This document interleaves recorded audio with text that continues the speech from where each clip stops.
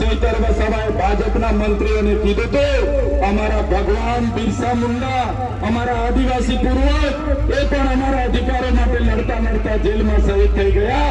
આ ચૈતર વસાવા પણ આદિવાસીઓ માટે લડતા લડતા શહીદ થઈ ગયા. કઈ કરેલું નથી. અમને કોઈ ચિંતા નથી. આ વિસ્તારમાં પણ સમય આવશે. આ ભાજપની સરકારને કહેવા માંગીએ છીએ તમારે મિલિટરી મૂકવી હોય તો મિલિટરી મૂકજો, તમારે આર્મી મૂકવી હોય તો આર્મી મૂકજો, પણ જે દિવસે અમારા લોકોની જમીન લેવાની કોશિશ કરશો એ દિવસે આર પારની લડાઈમાં પેલા આદર્શોથી આગળ આ ચૈતર વસાવા હશે. અમે ડરવા વાળા લોકો નથી. અમારા ઘરમાં તીર કામઠા પાલિયા ભાલા એ કઈ અમે શણગાર માટે નથી મૂક્યા. જે દિવસે આંબા ડુંગરના 28 ગામોને અહીંથી ઉઠાડવા માટે પોલીસ અને મિલિટરી આવશે તે દિવસે તીર કામઠા પાલિયા અને ભાલા પણ અમે ચલાવીશું. તે દિવસે નેતાળવાડી પણ કરીશું, પાડલિયાવાડી પણ કરીશું. હવે એક ઇંચ જમીન અમે આપવાના નથી. વિકાસના નામે અમે એક ઇંચ જમીન આ વિસ્તારમાં આપવાના નથી. ત્યારે હું કહેવા માટે આવ્યો છું અમે પૂરી તાકાતથી તમારા માટે લડીશું, ભાજપ સામે લડીશું, એમની પોલીસ સામે લડીશું, અમે તમારા માટે સરકાર સામે લડીશું. બસ તમારે સહકાર આપવા માટે આ તાલુકા અને જિલ્લા પંચાયતના ઉમેદવારોને એકવાર તમારે જીતાડી લાવવાના છે. વગર ગુને મને 80 દિવસ સુધી જેલમાં રાખ્યો, મને અંધારી કોટડીમાં રાખ્યો, ડરાવવામાં આવ્યો, ધમકાવવામાં આવ્યો. ત્યારે મારા વડીલોને, મારી માતાઓને, મારા સંતો મહંતોને હું કહેવા માટે આવ્યો છું તમારા દીકરા સાથે આ ભાજપની સરકારે, એમની પોલીસે જે અન્યાય કર્યો છે એનો બદલો લેવાનો સમય આવી ગયેલો છે. ઝાડુનું બટન દબાવીને એનો બદલો તમારે આ વખતે લેવાનો છે. આજે પણ 9 મહિનાથી 10 મહિના થવા આવશે આ ચૈતર વસાવાને ડેડિયાપાડામાં પ્રવેશ બંધી છે. મને ડેડિયાપાડામાં જવા દેવામાં નથી આવતો. ડેડિયાપાડા જ્યાંના લોકોએ વિધાનસભામાં 1 લાખથી પણ વધારે મત આપીને મને ધારાસભ્ય બનાવ્યો. લોકસભામાં ભાજપને 58,000 મત મળ્યા હતા. આ ચૈતર વસાવાને 1,18,000 મત મળ્યા હતા. 60,000 મારી લીડ હતી. છતાં પણ આજે મને ડેડિયાપાડામાં પ્રવેશ બંધી છે. ત્યાં મારું કાર્યાલય, ત્યાં કાર્યાલય પર બેસીને લોકોના કામ કરો. આ લોકોને ગમતું નથી. ત્યાં મારું ગામ છે, મારું ઘર છે, મારો પરિવાર છે. મને 10 મહિનાથી મારા ડેડિયાપાડામાં જવા દેવામાં નથી આવતો. ત્યારે મારા વડીલોની માતાઓને વિનંતી કરું છું આ ચૂંટણીમાં ઝાડુનું બટન એવું દબાવજો કે મને હેરાન કરે છે એનો બદલો આ વિસ્તારમાંથી પણ લેવો પડશે.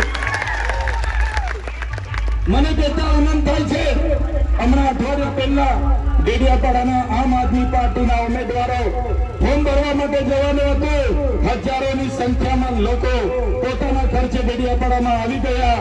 ફોર્મ ભરવા જતા હતા ત્યારે મીડિયાના મિત્રોએ પૂછી લીધું કે ચૈતર વસાવાને સરકાર ડેડિયાપાડા આવવા નથી દેવાની, તમારા ઉમેદવારોને કઈ રીતના તમે જીતાડશો? ત્યારે ડેડિયાપાડાના લોકોએ મીડિયાવાળાને કીધું કે માતાઓએ, વડીલો, તો સરકાર ભલે ચૈતર વસાવાને ડેડિયાપાડાથી બહાર કરી દે પણ ડેડિયાપાડાના લોકોમાં ચૈતર વસાવા રાજ કરે છે, ત્યાંથી ક્યારે બહાર નથી કાઢવાના. એ વિસ્તારમાં ભાજપના સુપડા સાફ થઈ જવાના છે.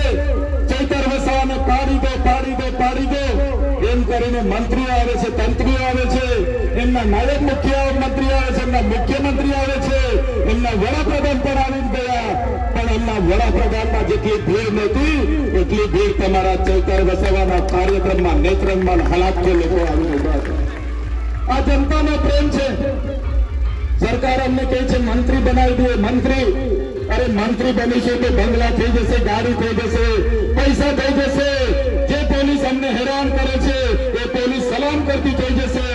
પણ એનાથી વિશેષ અમારી જનતા અમારા માટે જે 2 કલાક રાહ જોઈને બેસે છે, અમારું સ્વાગત કરે, સન્માન કરે, જે જનતાનો પ્રેમ ચૈતર વસાવા સાથે છે, જે આશીર્વાદ ચૈતર વસાવા સાથે છે, એ તમારા પૈસા, તમારા બંગલા કરતા પણ ચૈતર વસાવા માટે વધારે છે.